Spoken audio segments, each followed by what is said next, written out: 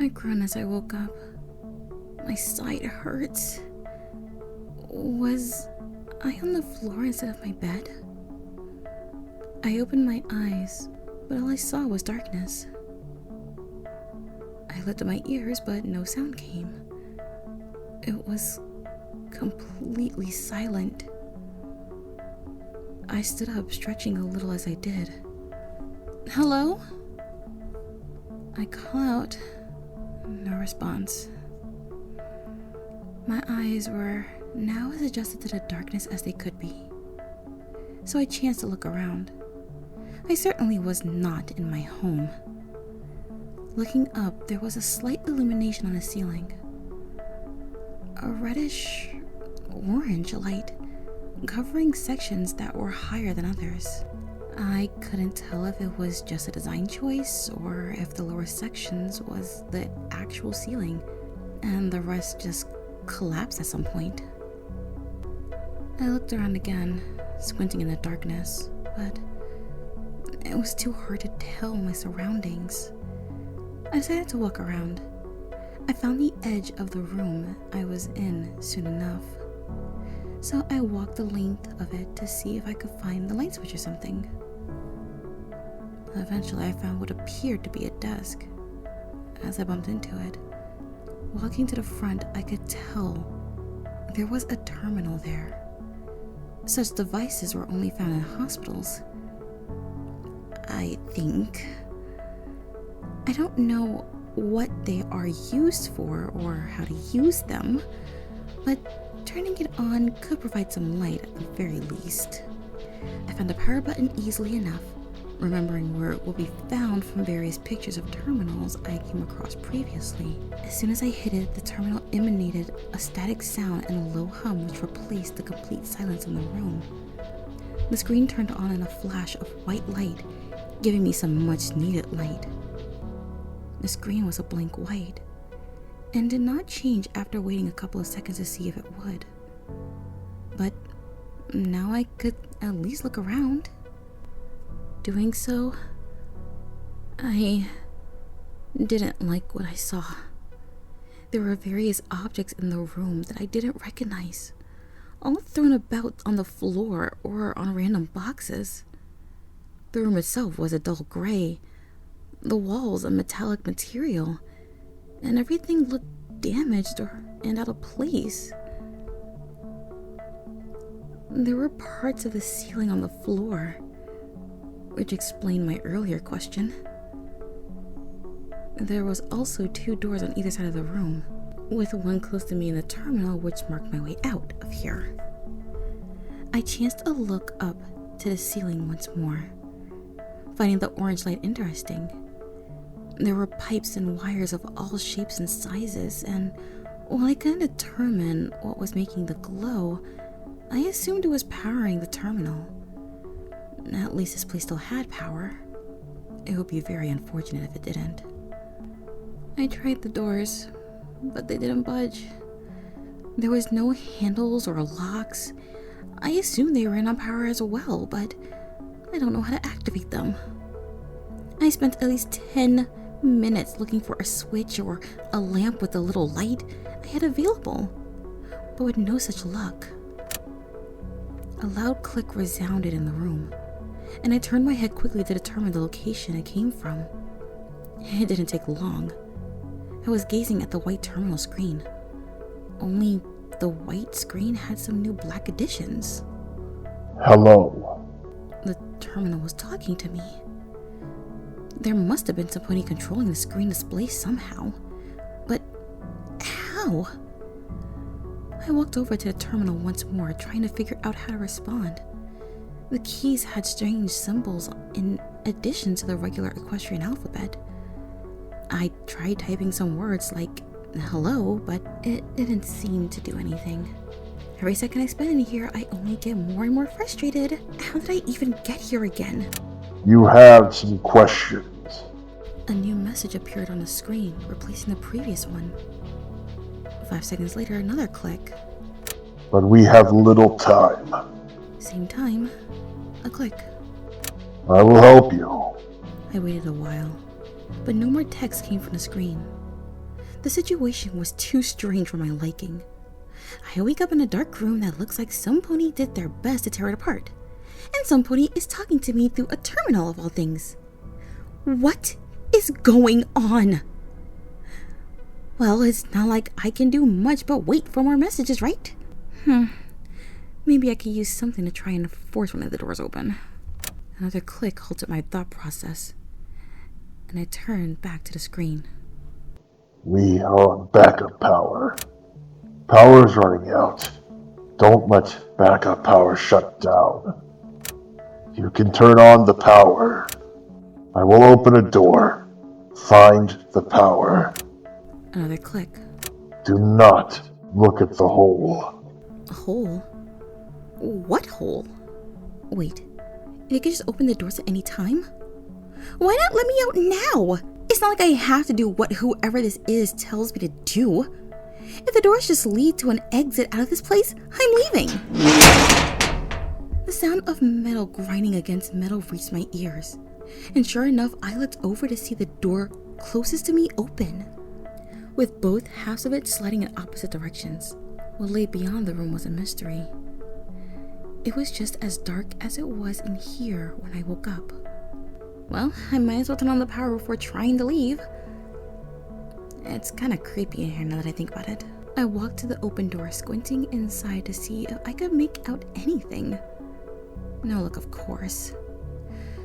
I decided to follow the wall of this new room like I had the other one, and the silence of this place returned with the terminal out of hearing range.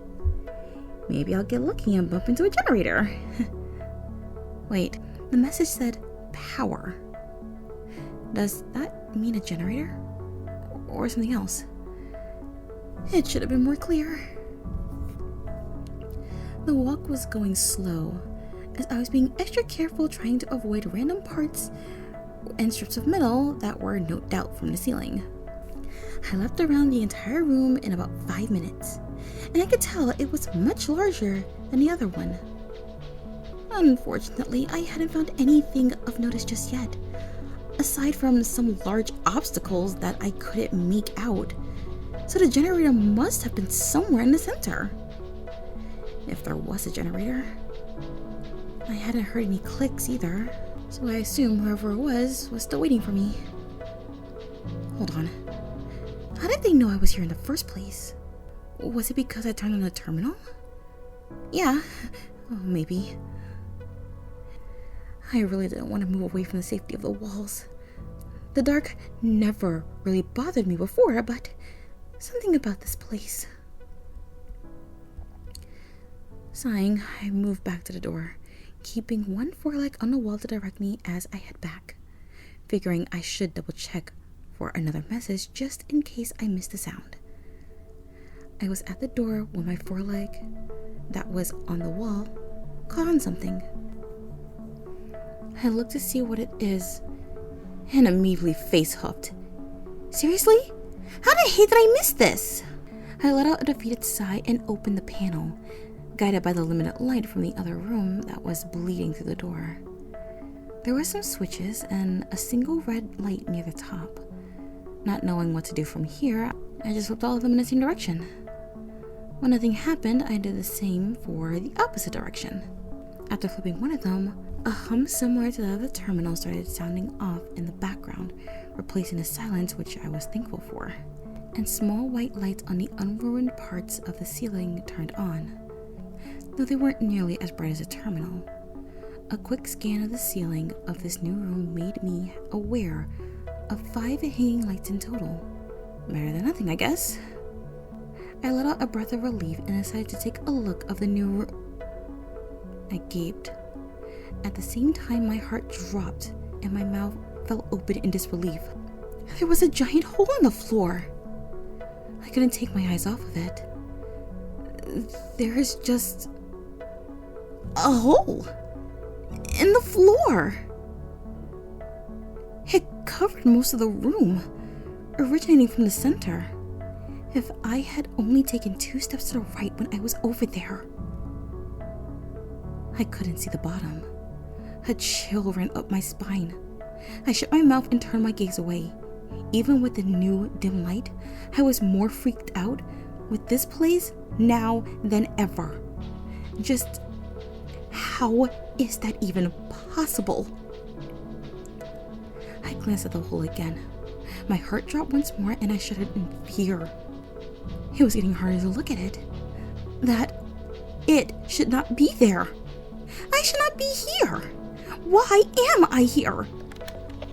There was a sudden crackle coming from somewhere near the door, which made me jump. Ah, I see you have turned on the power. Good, good. I'm sure you have some questions, but do not fret. I will provide you with all the answers you need. The voice resonated from a dark circle in the door frame. It must have been some kind of speaker. The voice was hard to make out because of the static that came with it, but it was a male. I opened my mouth to respond, but got cut off. Ah, of course, where are my manners? My name is Dr. Greyhoof, but you may call me Grey. And yours? Yes, it's... My mistake, really. I forgot. This thing is really only one way, so I won't be able to hear you. But I can see you. Wave to the camera. The voice, Grey, said joyfully. I huffed but looked around. What camera? Anyway, I'm sure you have noticed the absence of most of the floor, yes? Well, you're here to help me with that. All I need you to do is determine how deep it is.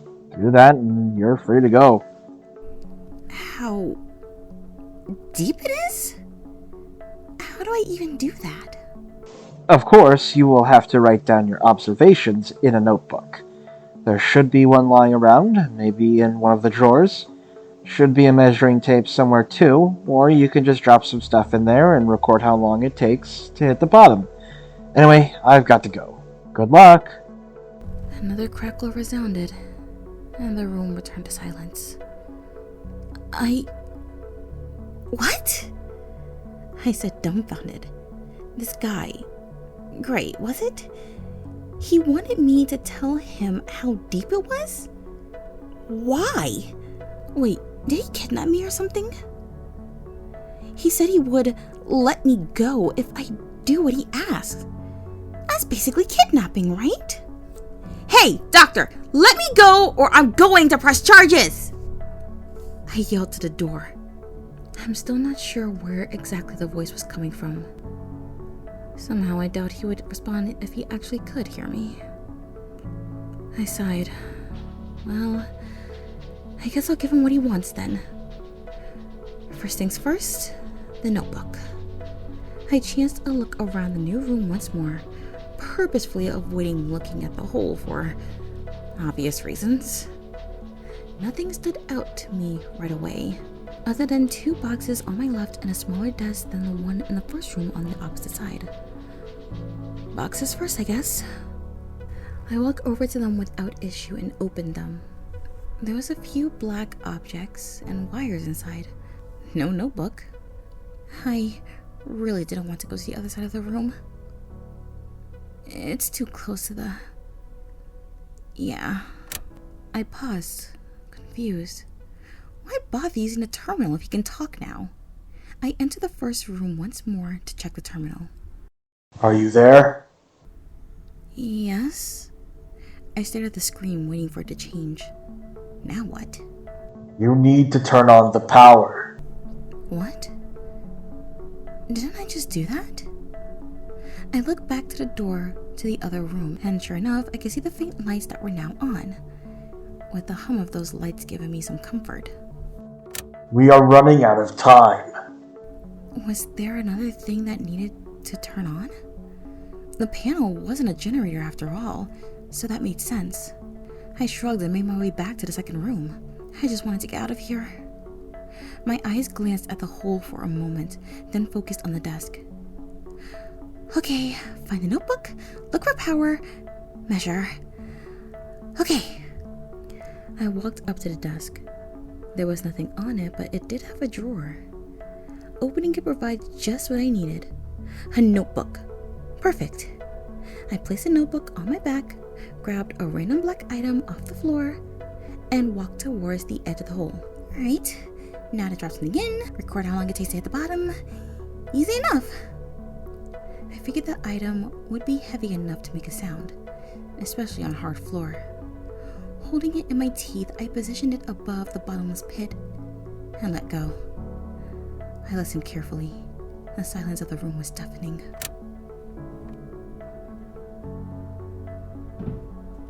There it is! The sound of the object hitting the bottom of the hole echoed loudly around the room. That was about 4 seconds? I took a few steps away from the hole, took the notebook off my back, and wrote down the time. Perfect! Thank you so very much for your time. 4 seconds, was it? This will just be so very beneficial to my research. Oh yes, you are free to go. Exit is just over there. Bye now. I can't thank you enough. The doctor's voice echoed around the room and ended with that same static noise it began with. I looked ahead, and sure enough, there was a door that I somehow missed before not too far away, with a red exit sign just above it. Thankfully, the glow of the exit sign was enough to illuminate the door in contrast to the surrounding darkness. Now I can just leave and never look back. I feel a headache coming with how quiet it is in here. I walked up to the door, stepped into the exit, and fell into the hole. Support me on Patreon. Subscribe and make sure to ring that notification bell to know when I post new content. And please, feel free to join the Lotus Garden. Links in the description. Thanks for listening, and look forward to more. Good night, every pony.